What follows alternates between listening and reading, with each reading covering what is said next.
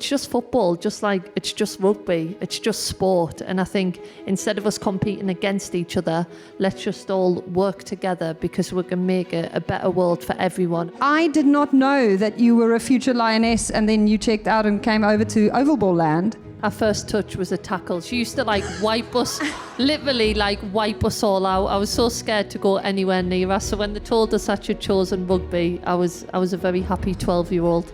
Come on, Kaza. We like to drink with Kaza, because Kaza is our mate. Like having to recover from a C-section and then have someone can't come at you. Like, no, thank you. No, thank you. Like, I'd rather sit on a saddle. I'm used to it. I don't know, maybe I'm just numb to it. Can you say that? Wales is always big for us. It's a proper grudge match, which I'm told not to say, but it is a grudge match for us. And yeah, it couldn't start much better. Oh, hi. Wow, we have a whole audience tonight, which is phenomenal. And no, this is not Emily Scarrett, in case you were wondering. I look similar. I mean, the hair colour is similar, yeah. The height? The height's not there, No, sorry. okay. No. We have absolute greatness in the house, though. Because Emily Scarrett and our absolutely favourite scrum half in the world here on the Good Scaz Rugby, Mo Hunt, are a little busy right now preparing for, you know, just some really big games. We have called on the fourth wheel to our car. She's always there, and we rely on her so much, especially in times like these. Katy Daley-Mclean, if you don't know, is a Rugby World Cup winning captain. She's an Olympian. She is a legendary Red Rose. She's also very funny. And she's good fun. Thank you for joining us, Katy Daley-Mclean. Thank you. What an awesome intro, you know. Fourth wheel, spare wheel. It's like I live in the boot. No. You're on the car. You're not in the boot. We like to show you off and claim that you are our friend. So please play along now. Okay, fine. People. Fourth, I'll take it. We are the Good, the Scaz and the Rugby. In case you've never listened or watched, yes, that is a South African accent you hear. Sometimes it gets heavier. I battle to find English words regularly, but it is not my first language, so shush. Usually on the pod we talk about cats a lot, but I'm going to try and not do that so much tonight, only because we have very many other things to discuss. And as you can tell by all of the space here on the stage, many friends who will shortly join us as well. So I don't want to waste too much of the time here, but this is a pretty big moment, Katy Daley-Mclean. You were literally just looking at the Women's Six Nations trophy outside there, showing Jill Scott all of the places where it says England, which is plenty. This venue is absolutely spectacular. We're at Frameless in London. If you haven't been here, it's basically like being inside the Matrix. And the Matrix tonight is all Guinness Women's Six Nations purple, just like my dress. Can you tell? There was a plan here. This is not an accident. But this is a moment, and I am loving it. I mean, it is amazing, isn't it? You talk about moments that change the game and things that shape it, and moments like this are huge, you know. When people come here to a building like this of absolute wonder, imagine what the rugby can deliver. Now, she's also the performance lead at Sail Sharks. Any Sail Sharks fans in the house? Oh, there's two over there. Yay, go you. You and Katy M. So she brings a bit of a coaching hat and a high-performance perspective to the conversation, which is why she's also here, although we like to lead with the fun. Now, we're kind of halfway through the Guinness Six Nations. I mean, Super Saturday, all still to play for. Plenty of action to look forward to this weekend. But that's just the first half. Then we're going to go have some oranges, take a fresh, deep breath, and we'll be back for a really big spectacle come the second half of this year's rugby excitement. And along with Guinness and Six Nations, us at the Good, the Scaz and the Rugby, in partnership with, obviously, our brothers on the Good, the Bad and the Rugby, are so excited about the bigger picture of what this championship does for the sport. As a Southern Hemisphereite who used to watch it in a bikini, I can tell you it has global appeal and it is producing superstars and sensational action. Yeah, it is. I think it's going to be, you talk about women's tournaments and World Cup is obviously up there, but this is phenomenal. And the level of competition in the games, the level of promotion it's getting is just setting a new bar for women's rugby, and what a great time to be part of it. Well, on the topic of Great Scots, she knows a thing or two about the rise of women's rugby. And that's what we're here to celebrate tonight. This is a moment, and the rise of the sport is undeniable. Her and her team went to my nation of birth in the autumns and absolutely smashed it up in WXV2. She is a brilliant academic on top of just being a phenomenal leader. So let's give a warm round of applause to Rachel Malcolm.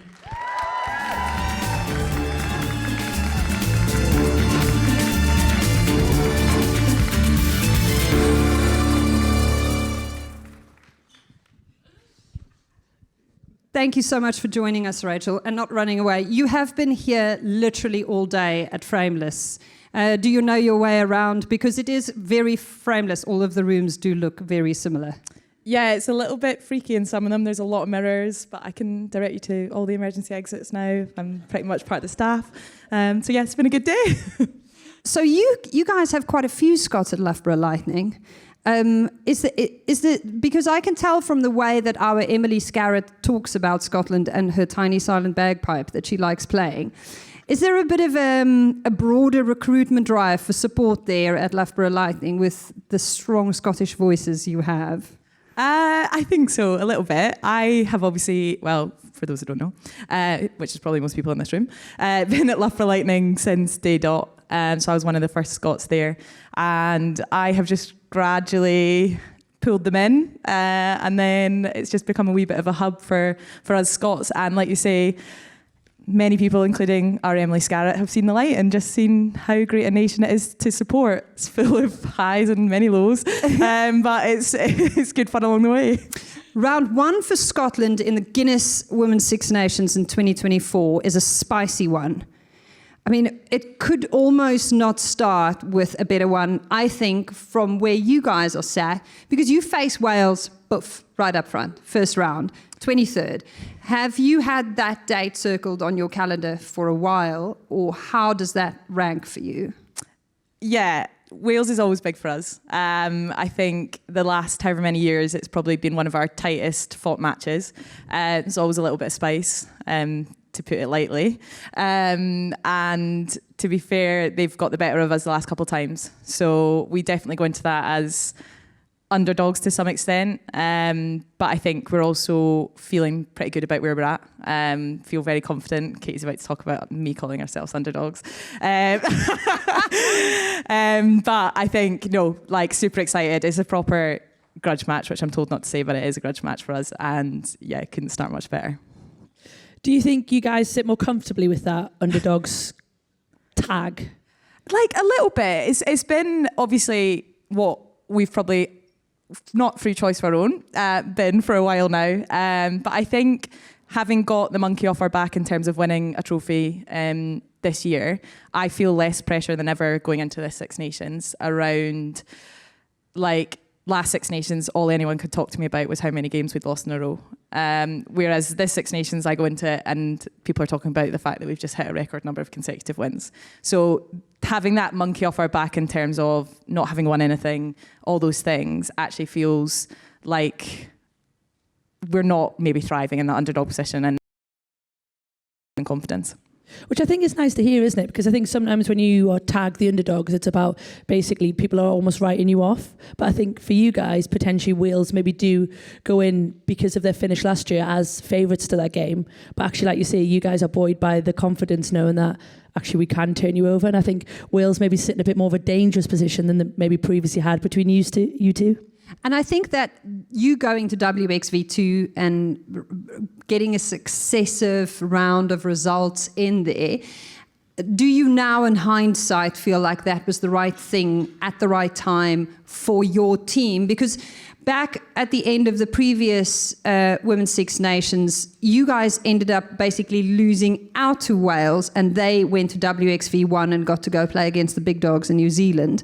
But in the end, does this feel like it was the best net result you could have asked for? Yeah, I think it's quite funny because we were sat in South Africa being like, oh, this is exactly what we need because like we'd rather be this in Wales. Like one of my friends, Caris Williams-Morris, who plays for Wales, apparently Wales are all sat in New Zealand being like, yeah, but we wouldn't want to be Scotland. Like we'd rather be here getting beat in the top tier. So in my opinion, as a Scot and having come out winners of that tournament, I do feel like we were in the better place. We had 3 super competitive games, and I think we dealt with the tough periods in those games to come out on top and dominate that tournament, which is something we've never done. So I think to know that we can now do that, to see what the ingredients were and put them all together at the right time to be able to do that is a massive step forward for us. Now, the next 18 months, for those who haven't looked at their calendars recently, Katy, Daley-Mclean just nodded vehemently because it's now, this is it. It's on. We are not only playing for the trophy in the Guinness Women's Six Nations in 2024. We're at the top of, it's almost like you're on the slip and slide, or at the top of the roller coaster's just going to get going now. This is the moment, because over the next 18 months, not only will you be playing for silverware in this championship, you're playing for WXV seeding, but you're also starting the qualification journey towards Rugby World Cup 2025, which will be played here in England. And so in this championship, it's really important to finish at least as high as you can behind England and France, because that affects all of that qualification. And this is important because England and France have already qualified for Rugby World Cup 2025. How big or how large does that feature in your planning? Have you guys talked about this? Honestly, as a team, no. Like in terms of coaches haven't spoken about it. Have we as players potentially talked about it? Yes. I think, we went through a pretty terror time in terms of trying to qualify for the last World Cup just due to COVID. We had about 10 different tournaments. They got chopped and changed and moved around, and we had to go through like hell and back to actually qualify, which was super hard, but we got there in the end, which was class. Didn't do that well when we got there, but we got there. So I think, the prospect of it being as simple as coming out of this tournament in 2 months' time and having qualified is very appealing. But ultimately, if we focus on that and not, as cliche as it sounds, the next game at a time, we're not going to do it. So we need to start better than we did last Six Nations. But if we did it, it would be quite good. I do enjoy that though, isn't it? That little whisper from players where like coaches are like, we're not going to talk about it. Don't talk about that. You've got to finish third and you'll qualify for World Cup. The players are like, have you realised if we finish third, we could qualify the World Cup? And nobody joins the dots. Do you think for you guys that as a tournament builds, that becomes potentially, if you beat Wales in the opening game, you start to maybe just think about that? Yeah, I think like, obviously we go Wales, gosh, I'm going to get this wrong now. Wales, France, England. So France and England, traditionally, the last however many years, have obviously been way apart from the rest of us. So I guess from most people looking in, it's going to be the best of the rest that gets that spot in terms of that World Cup qualification. Obviously, I believe that we're going to win the whole thing, but that's what I have to do as Scotland captain. But I think, it's that first game is huge in that respect. It's huge in the sense of also, you lose that, it's a pretty tough first half of the tournament. So yeah. And the whole point of it is that it is tough. I think looking at the opposition you faced during WXV, it was important for them to get that kind of game time against you guys. I can say this as a South African. It was a really big opportunity for teams in that tier to play the calibre of opposition that you guys and Italy brought to WXV2. It's also really important for that cross-pollination of ideas, but also challenge to take place. England and France, let's talk about that now, Katy, because Le Cranch, last year we had that phenomenal occasion. Who went to Twickenham last year? I've got a hand up. There we go. Lots of our friends were there. I had the best time. Yes, it was a lot of fun, guys. I think the spectacle on the pitch obviously was really important. The atmosphere around it was phenomenal as well. This year, France comes into this ranked third in the world, having beaten the defending Rugby World Cup champs in New Zealand. They had the most French WXV1 experience you could probably do. Where do you think, if you're a French side coming into this, Katy, Daley-Mclean, put on your coach hat for us, how do they target playing this England side, and luckily this year in France? I think that makes a massive difference. Anybody who knows, especially the French women, they are definitely better at home. They're a different beast. They play with just more confidence and comfort that you don't really see, especially we don't see it as much in England. So I think that'll be huge for them. The venue, going, lots of French support. Like you say, the confidence of beating New Zealand in New Zealand will definitely be something that I'm sure the coaches will hold on to. But I think for me, it's about their pack have got to go and do a job against England's pack. You know, we know France have got some amazing runners. We know Vernier was outstanding last year. Her ability to break the line and offload, and they've got some pace out there. But for me, I think if France want to go and beat England, they've got to win the physical battle. The times where we've seen France beat England, that's been the big difference. They've bullied England's forwards. They haven't allowed them to play. They haven't allowed set piece to function. They haven't allowed England to go and dominate all that tight space in 22s. And I think if you're France and you're looking at what you can real focus on and hang your hat on, and especially because you've got the tournament to build through, for me, that's what I would want my team to go after. I'd want them to go after the physical battle. You bully England, you don't let them play, you don't let them give them quick ball, like we've heard John Mitchell talk about. I think we would see a very, very different game, because we know that England aren't challenged as much during Six Nations, and that's no disrespect to the nations, but the physicality, they dominate everybody in that area. Rachel, can France do it? Ooh, what will Emily Scarrett say? We know Emily might listen to this, but pretend like she's not. Okay, regardless of... Hi, Scaz. If you're listening. I think they could do it. Do I think they will do it? No. I think I look at... So diplomatic. Well, it's so rugby. Scottish, isn't it? Look at the weekend that's just gone. Anything can happen.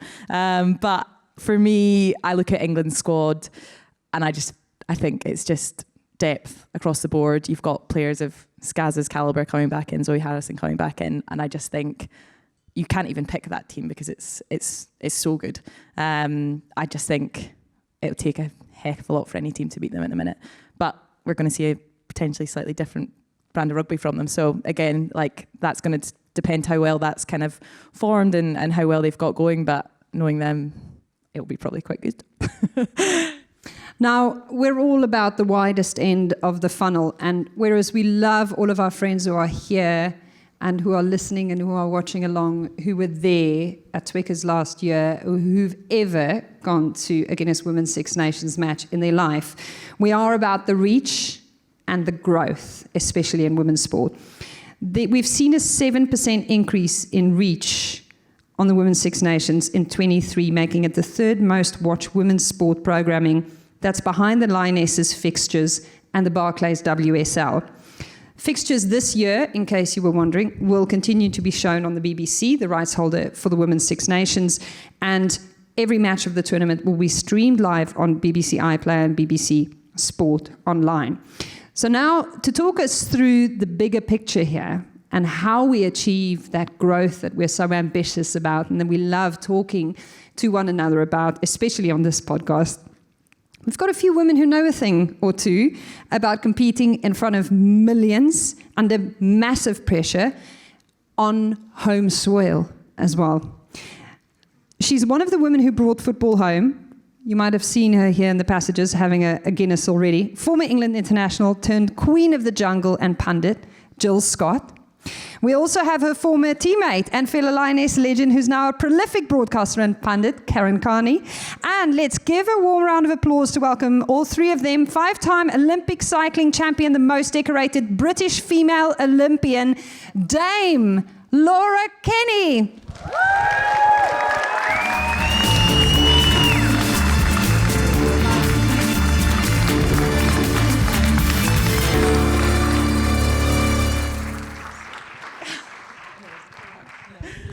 Thank Thank you so much for sticking around after we were just yapping away on the rugby there forever, girls. It's amazing to have all three of you. Usually on the pod, I'd be very happy if we just managed to convince one of you to come down and listen to us yabber on. The fact that we managed to have all three of you here tonight on what is an auspicious occasion.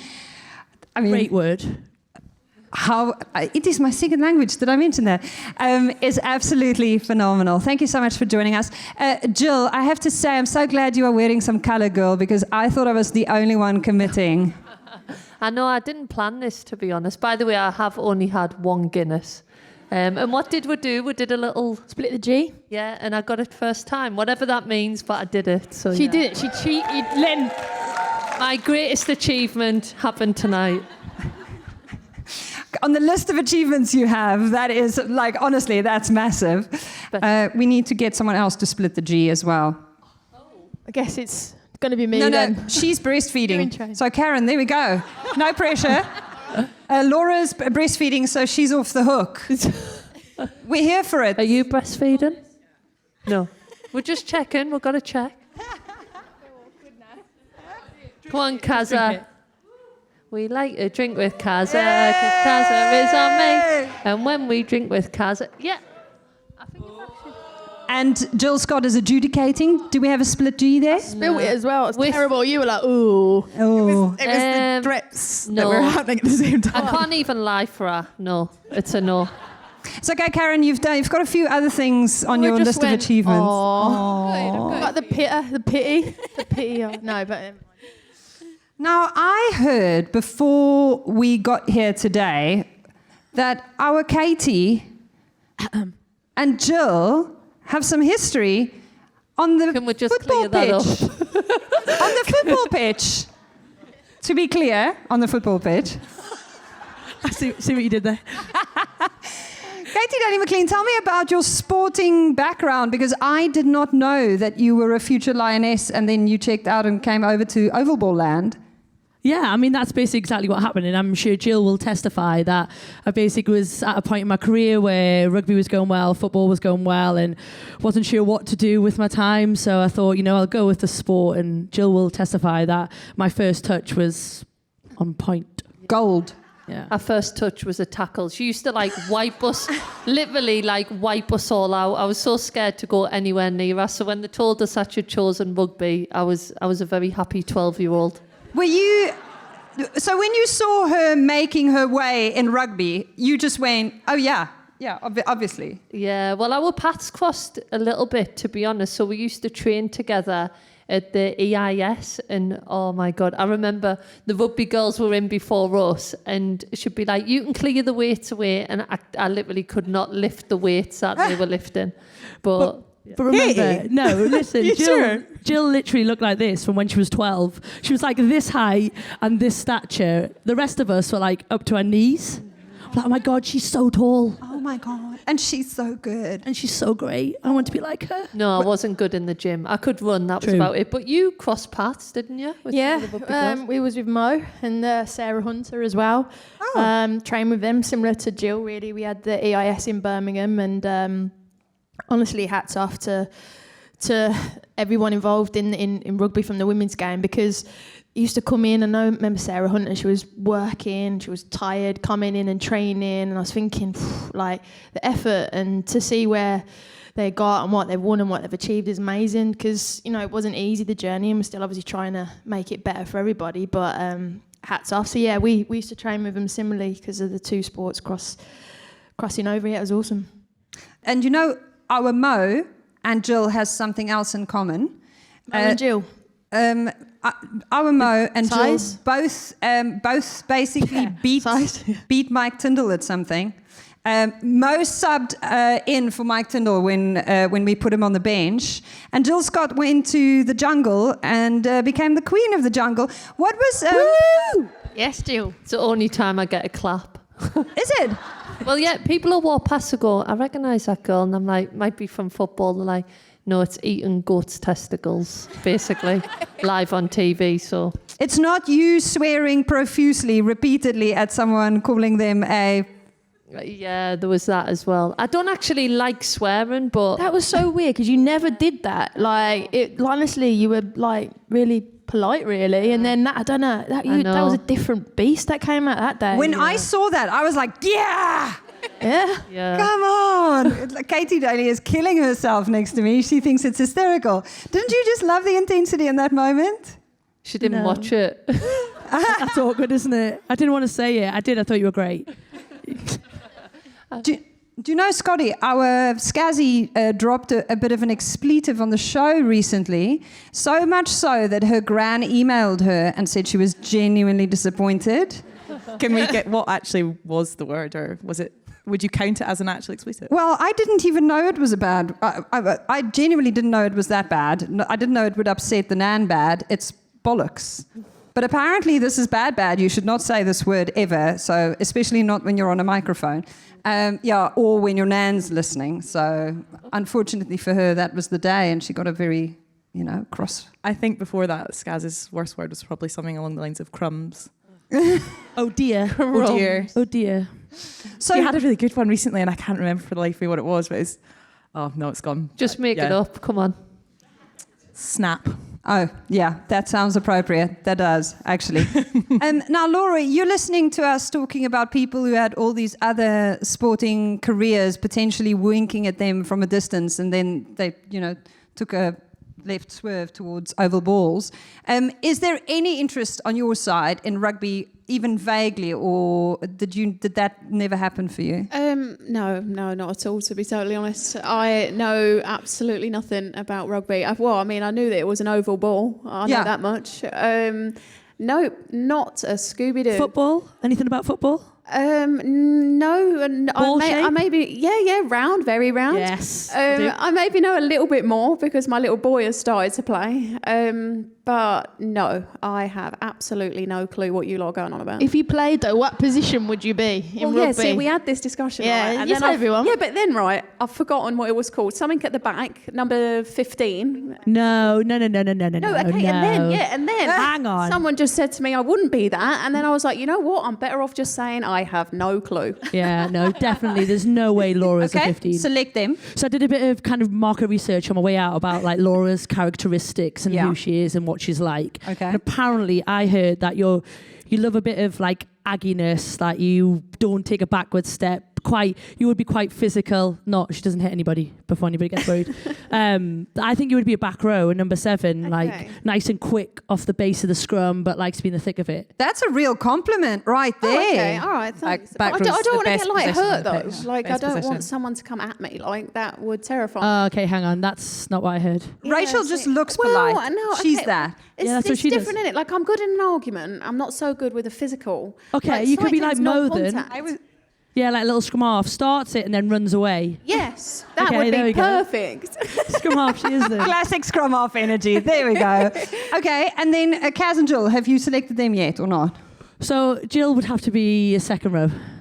She can't catch, bit mal-coordinated. I can catch.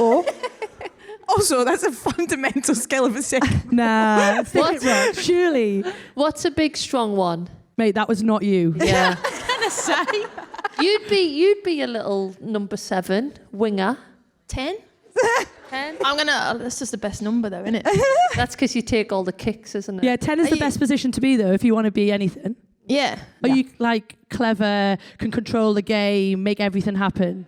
I want to say I do. Right, but- so yes, that's basically Yes. half the job, mate. You have no idea, just pretend. And do you get tackled Nah, here? not really. Not if you have, like, decent back row. Yeah, Would she be in my back row though? Then I'd get hit. Your back row. I love No. how these, you're like, yeah, technical roll, quick. Jill, you can't catch. Second row. Who's second row in here? Anybody? It shows you what Yeah, fly halves second know row. about the forwards anyway. Yeah, so true. Ask me about scrummaging. No, maybe you could maybe like Scazzy at 13 or maybe 12, That's depending on. good. Is it? Okay. Can you Okay. run fast? As is good. Okay. Yeah, I'm going to be that. No, I can't run fast. I can't even run, actually. I'll just bring the Right. ball Are you on. going back to the second row? Back to the row. I'll go in one of them little cars when they bring the ball on and... Do they do that? You know, people don't drive them, right? Really? Yeah. They're remote That's the ambulance. Well, the Stadium of Light for the World Cup game, That's what I'm going to do. I'll be there. Do you know, when we tried to do this once on the show, Scaz and Mo unilaterally decided the only job I would be suited to is the manager. I can see that. That's how little faith they have in it. Like, Rachel's dying a little bit. She's like, wow, that's deep. But they have seen me run. And the internet, unfortunately, has as well. But I really wouldn't waste my time if I were you, if you haven't seen it yet. Please tell the audience what level of netball you played at school. So I went to a sport crazy school. So if you watch a bit of rugby, you might have heard of people like André Pollard and Skalkberger and John de Villiers. Don't worry, Jill, you've never heard of these people. But they're very big in the Southern Hemisphere. They play rugby for a country that wins World Cups. Oh, wow. There it is. That was tough. There it is. She's humble as well.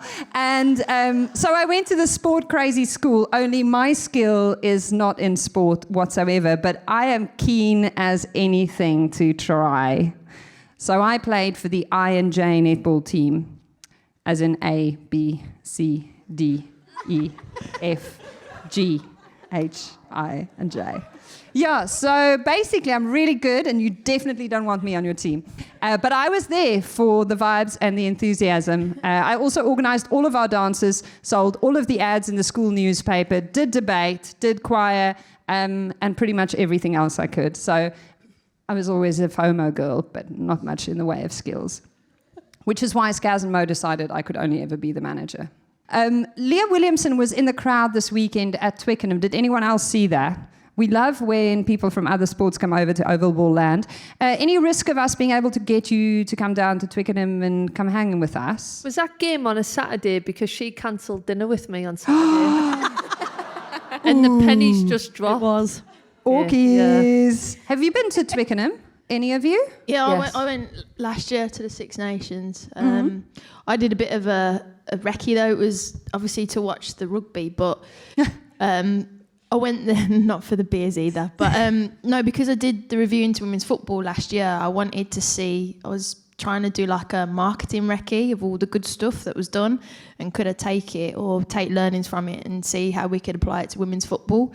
So I went there kind of like a work trip as well, but it was my first ever experience of the rugby. And then I was gutted though, because obviously the women's game, which was massive, was when I was working, so I couldn't go on it. But I'm looking to hopefully get to the Women's Six Nations this year anyway, so looking forward to it. And I've definitely got into it the last year. Phases, that's a new one I've learnt. I'm trying. Nice. Lots of phases, and I'm thinking, this is long. But yeah, definitely enjoying it, and definitely trying to see like the synergy, especially for like women's sports as well, what we can take from other sports and how we can apply it and be different. And that's why I went as well, and obviously had a great day. It's really interesting because you and Rachel have this academic kind of background that you balance with sport and your interest in it.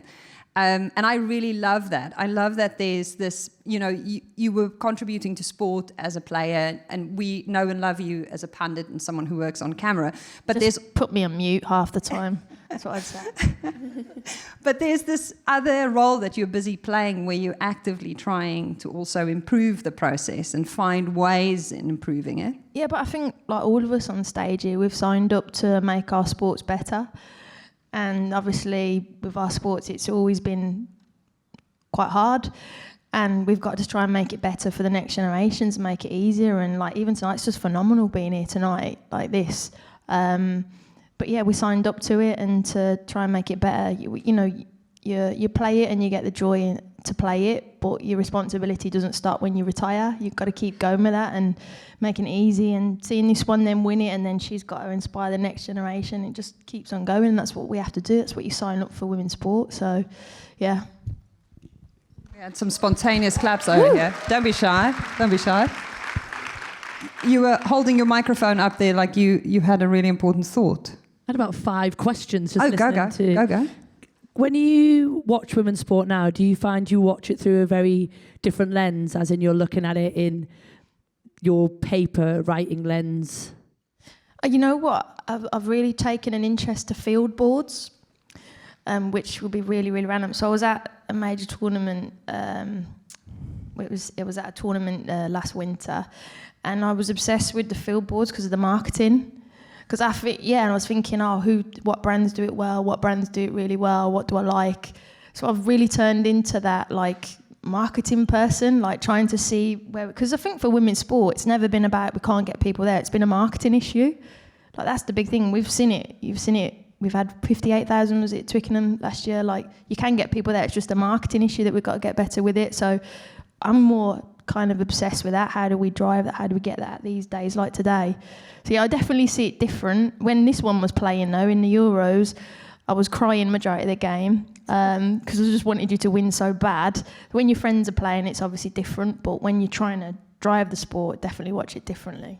I think that's it though, isn't it, with sport? Like no matter who, we were kind of the lucky team who got to take the field in 2022, but we said that obviously we're stepping out there for everybody who's ever put the shirt on, because especially in women's sport, it's a process. There's been a lot of people that's fought to get you to that level, and I think obviously with rugby, any other sport, it's kind of like we did feel like the lucky ones, but hopefully with that medal, everybody who would ever put that shirt on, played for England, or even just fought for sport to be better for women, hopefully they feel like they owned a bit of that medal as well.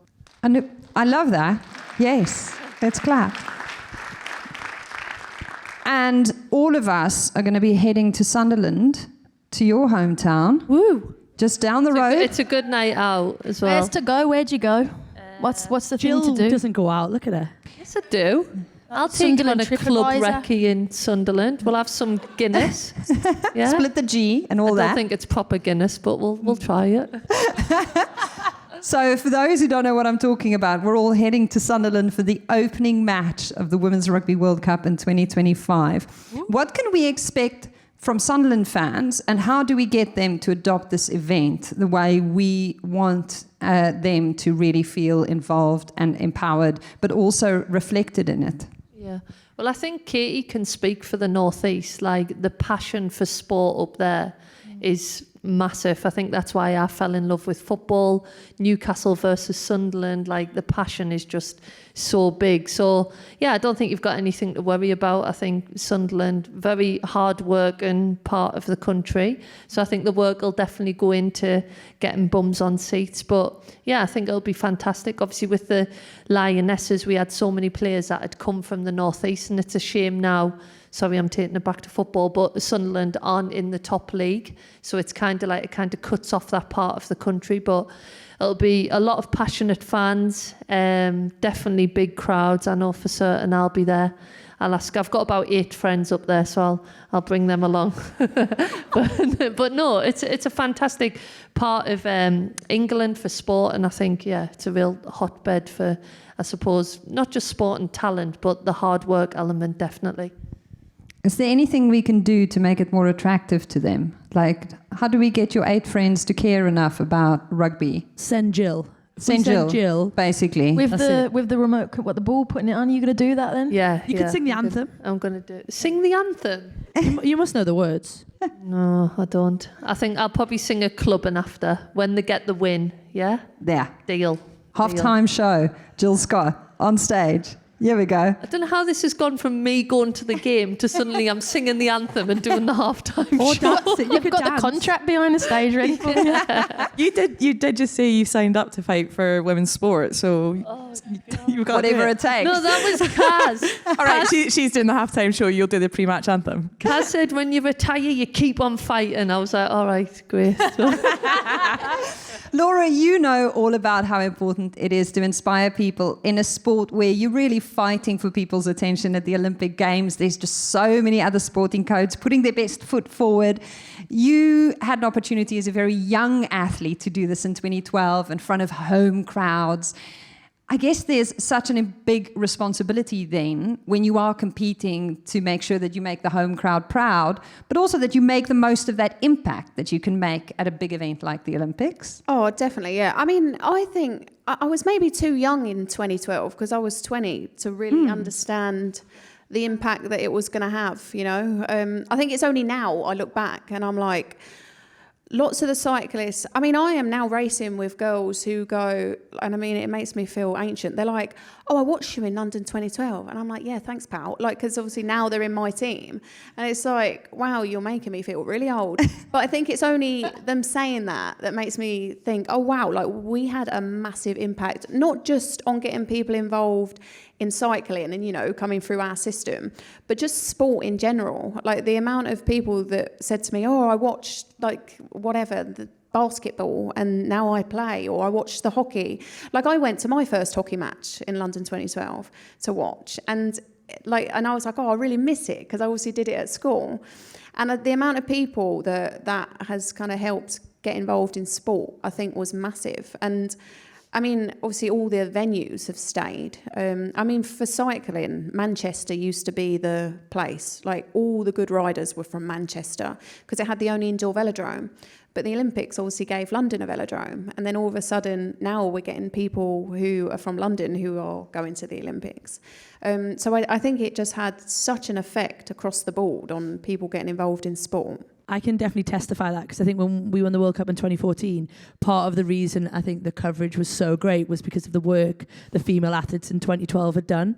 All the kind of markers you guys had laid down, the medals that you'd won, made our life as a team sport in 2014 so much easier than if you guys had never done all of that. Yeah, I mean, every sport has its, like, because obviously we're bouncing off of the Lionesses currently. Like, the amount of people that are now coming back, females coming back to British cycling is massive. And we're seeing, like, a massive influx across the board. And I think it helps. Teams don't necessarily have to be successful, but obviously it helps because that's what the media show all the time.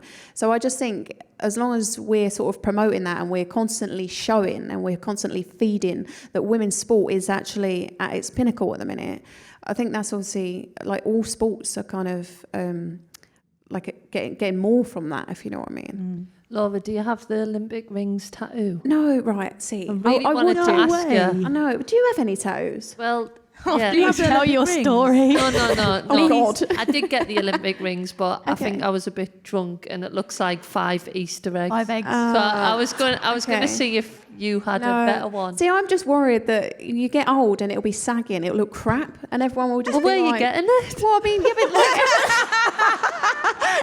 Oh God, no, you know what I mean. Like it will look crap, I think, in a few years' time. Yeah. Nah, you have to get it. Do you think? You've got to have I don't it. know. I'm not sure. Where's yours? On my side, but yeah. See, that could definitely go saggy. Do you think? Yeah. God, I'm gonna have to start doing some like ab twists or something. It's Jill Scott. I don't know. Like You're gonna look like They you've might got make them melted rings Easter now, though. eggs. If they're eggs already, they might make them ring. I don't know. Is that make them even worse? No, she's just gonna have melted mini eggs on her side. Happy Easter. No, not for me. I'm sorry. My mum would never forgive me either. I think you should get it. Who else thinks you should get it? Come on. If she wins another medal, maybe that could be the thing. I mean, 5's enough, surely. No. 5. I have a feeling if she was going to get it, she would have had it by now, guys. Yeah. I mean, from what I've seen, she's had ample opportunity. She's got 5. We reached the quarterfinals and I got the tattoo. This is so embarrassing. Now, I think the other most impressive thing, outside of the fact that you've considered this this tattoo business as much as you have, Laura, and still decided not to get one, even though you've done multiple Olympic Games and have so many medals to show for it, is the fact that you've come back from, and this is a topic of conversation in rugby that we have now, but you have written the book on this, come back from having a baby and deciding that top level competition is still something that you have in you. Abby Ward, of course, is back in camp, and we had her on the show and just absolutely loved being able to pick her brain around the learnings, but also the ambition for more women to have the opportunity to not have to choose between playing competitive sport and being a high-performance athlete, but also taking that next step in their personal life and being able to start building a family. Katy has reflected on this, saying it's definitely not everyone who can do this, because your body needs to be, made a certain way. Given what this lady does as a sport as well, she sits on a seat for all of this time. Like, fair play. Like, that is inspiring before we even think of all the other training she does.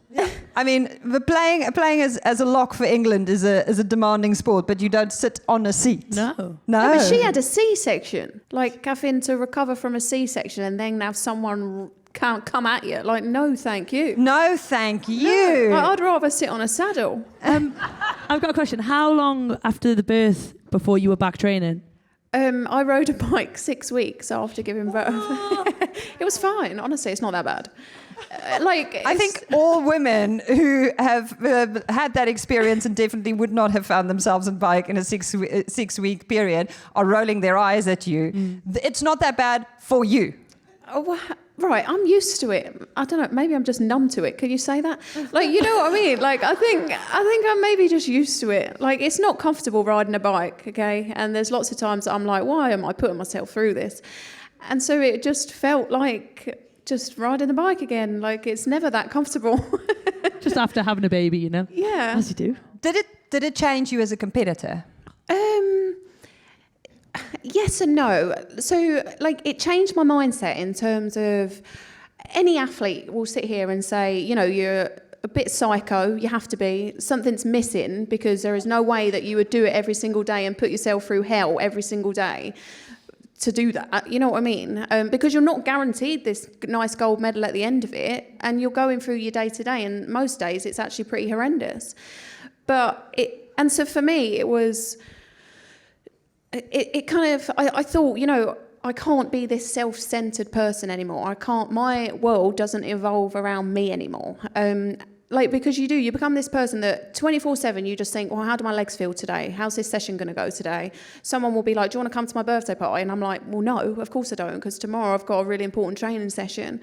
And then the little one comes along, and all of a sudden that just goes out the window, and they're your life, and absolutely everything comes second to them. Albie is just, I mean, I've got Monty now too, but pre-Olympics, Albie was my absolute everything. If I needed to miss a session, I would miss it.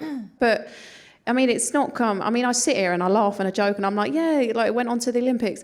It was hard. It was a lot harder than I was anticipating it was going to be. In what way? Like hard, like sleep deprivation, or like what? Well, I mean, yeah, he does sleep terribly. Monty sleeps worse, actually. You know what? My husband, Jason, I mean, you might know him, but we'll forget about how many Olympic medals he has.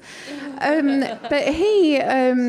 I feel like he didn't believe me about how bad Monty sleeps. And I co-sleep with him because I am still feeding him, right? And I've got one of these rings that tells you how much you sleep. And I'm like, I'm going to get the data, mate. Like, I'm going to literally show you how badly this baby sleeps. So I've been wearing the ring the last 2 weeks. I kid you not, this kid wakes up every half an hour.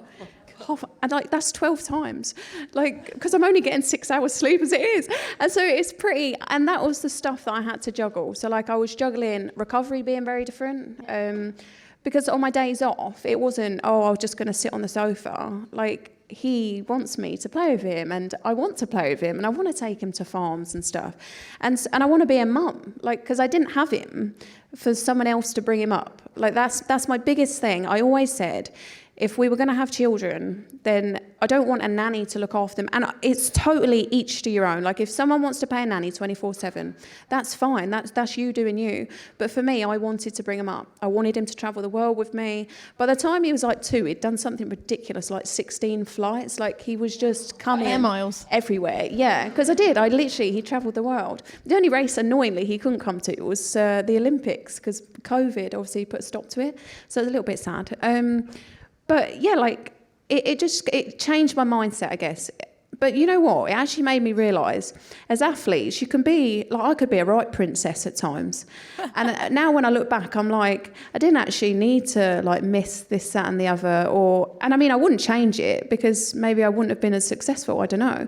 But it did make me realise that recovery obviously is key, but it maybe wasn't as key as I was making it be at the time. It is, and I think talking to Abby definitely talked about the balance that having a little one, and I can definitely testify that moment where you think, oh, I need to go and put my feet up or whatever it is, and actually they want you to sit on the floor and build Lego. Do you find that you're inspiring them by what you do?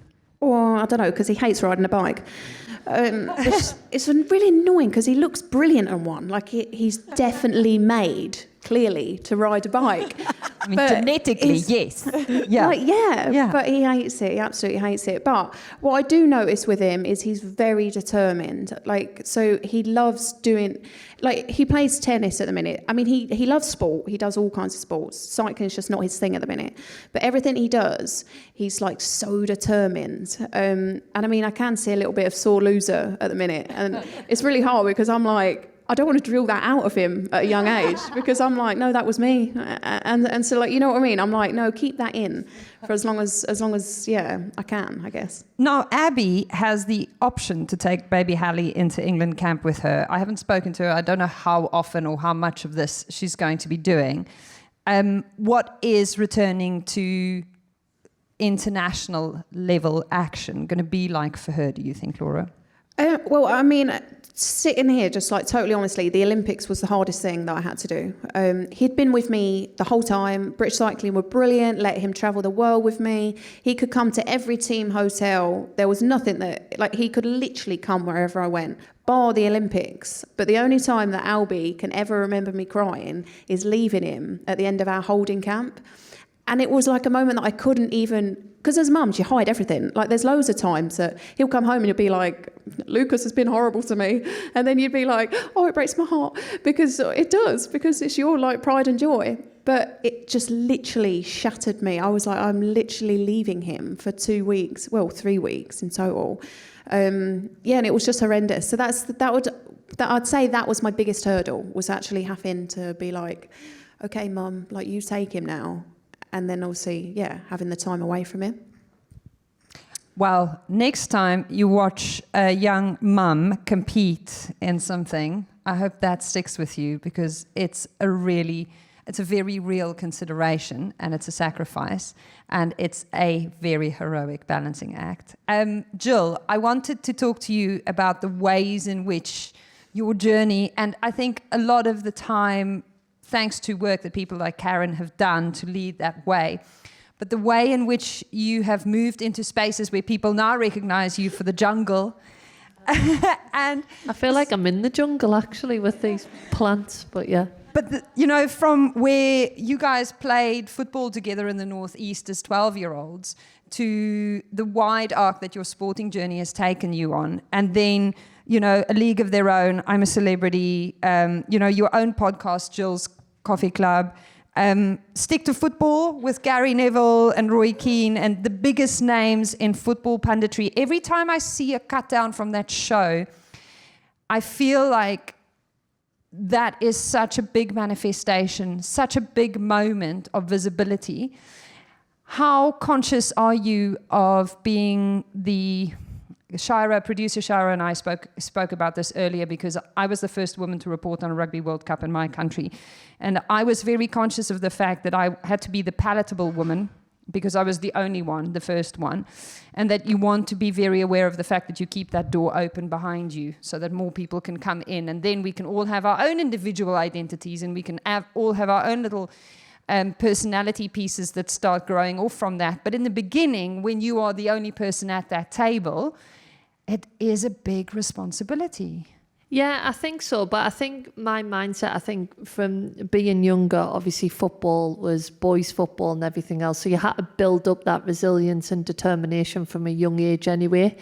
And I think, obviously, Kaz, Alex Scott, Farrell Williams, Rachel Brown, all paving the way in the punditry world. And yeah, I'm not going to sit here and say that you don't get negative comments, because of course you do. But at the end of the day, when I'm sat there with the guys, we're drinking coffee, we're just having a laugh, and people say, well, you can't relate to the stories because they're speaking about men's football and all this, but we've all gone through not getting selected, we've all gone through not getting picked for tournaments, we've all gone through winning championships and stuff like that. And I think we can relate, and I think we have a good laugh. And I don't really sit there and think, I always say, in order to grow, we'll have to be uncomfortable. So if all my work is just easy, I feel like I'm not pushing myself and I'm not growing. And it's actually, nobody really ever comes up to my face and says anything. It's only ever social media. And it can be a dark place, social media. Obviously, it has its benefits and stuff like that. But I think there's kind of a lot of people on there who I just don't really like listen to their opinions. And yeah, it's important that I always say if we take the hit to make it for the next generation easier, but yeah, I've enjoyed it. I've really enjoyed it. And you know what, if I do it a year, if I do it 2 years, I'm just glad that I've been given that opportunity. And I think whoever does it does deserve the seat at that table. The lads are great. I love the lads. They're so respectful. We all get on. And I'm sure Kaz can say the same, having worked with Roy and Jamie Carragher, Gary Neville. But it's just football, just like it's just rugby, it's just sport. And I think instead of us competing against each other, let's just all work together because we can make a better world for everyone. And when you speak about your children, I know that they'll have, obviously, if you have girls, if you have boys, sons, daughters, it's going to be a different world for them. So I think we're willing to take the hit because we've took it since being 8 or 9. And if you take it at that age, I can definitely take it at 37. Just give away my age.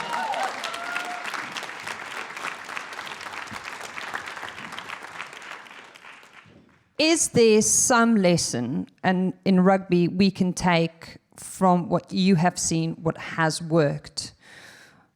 Is there a universal truth? Is there some sort of golden, learning that has come from the success and that crest that you particularly have been able to ride into other spaces? Is there an insight that you wish that people who are involved in sport that is looking to attract more women participating, but also just more people watching? Yeah, I think it's just opportunity, really. I think it is that opportunity piece. If you give females opportunities, they can definitely, obviously, live in them spaces. And I think going into the Euros, we did a lot of work with brands that was very equal. And I think that was a big one for us. And also, I say about going into that tournament, I felt like it was the first time we didn't have to say, you know what, I was the only girl playing football, and kind of tell our story. It was like we were respected athletes. And we went into that tournament and I felt like we could just keep all of our energy for the performance on the pitch. I remember the first day when we met up for camp, I went for a walk with Leah. And she was on billboards, she was on Doritos packets, she was on Pepsi cans. I wasn't on anything, but and I was just like, you know what, we can just go there and keep our energy for the games. And I think when you look at that gold medal, that's what happens when you don't have to sell it. It's like, we deserve to be here. This is our stage. Everyone's behind us. And I do honestly believe that's why we won the medal in the Euros. Do you think the squad recognised that at the time, or do you think that's something in hindsight you look back and think, gosh, I was much fresher because I wasn't fighting this battle of showing people that I deserve to be here?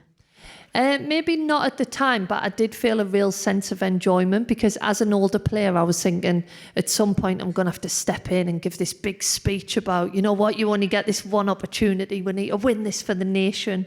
But everyone was just enjoying it. We were kind of winning these games. And I was like, Jill, just sit down, shut up. Like, they're going to get this medal.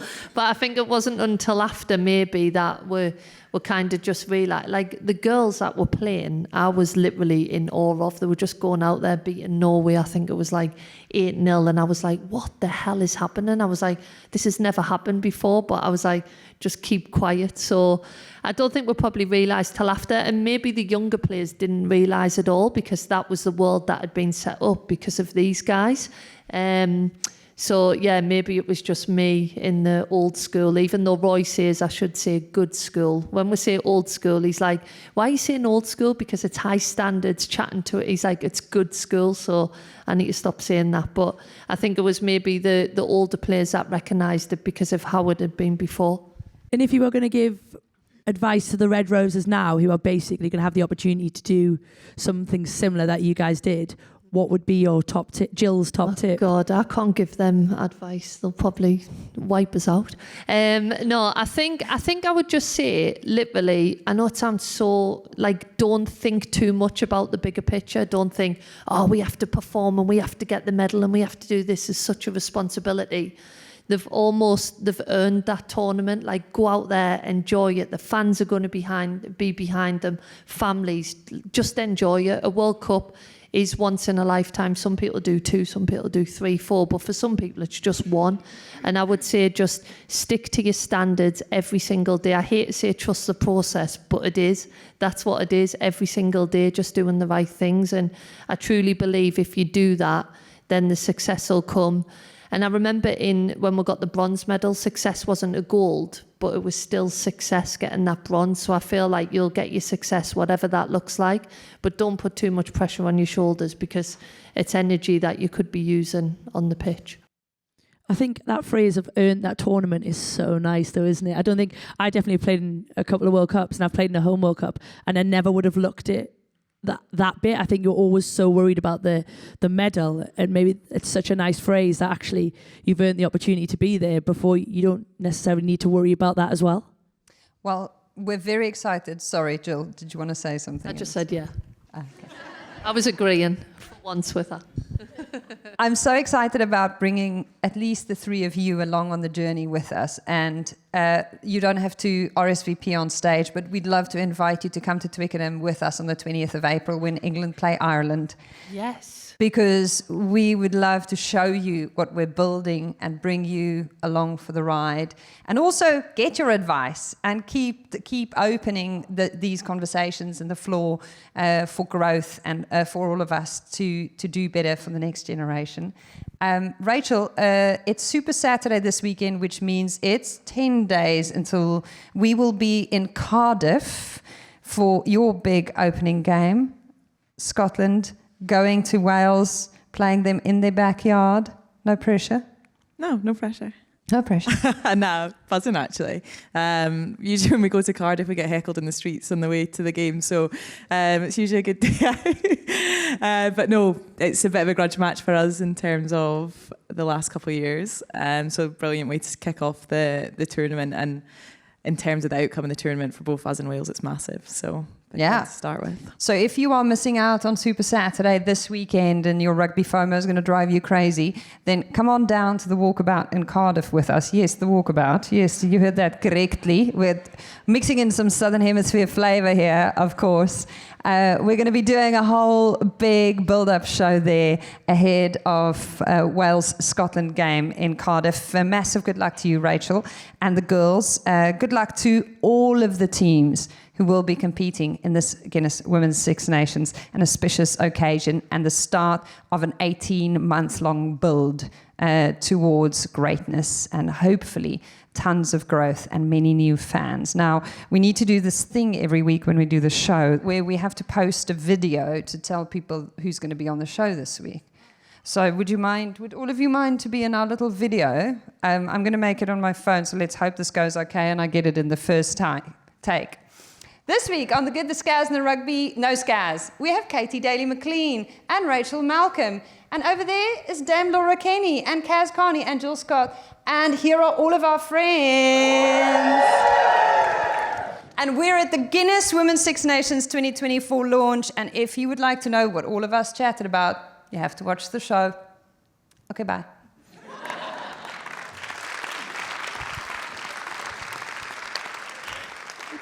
And that's why I don't play sports. Thank you so much for joining us here. It was great to have women of your caliber share your learnings, your insight, but also your passion for sport with us in the ways you do. Thank you, Rachel. Thank you, Katy. No problem. So we will have Katy on the Good, the Scaz and the Rugby during this championship for the next few weeks. So make sure you tune in for more great pearls of wisdom from this woman. We're on YouTube or wherever you get your podcasts.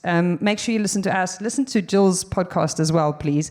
And then when we've wrapped, please stick around. Have a Guinness with us. Let's see if I can split the G. I can tell you I'm not good at that. And we've been the Good, the Scaz and the Rugby with the Guinness Women's Six Nations 2024. The Good, the Scaz and the Rugby is a folding pocket production produced by Shira Kilgallen.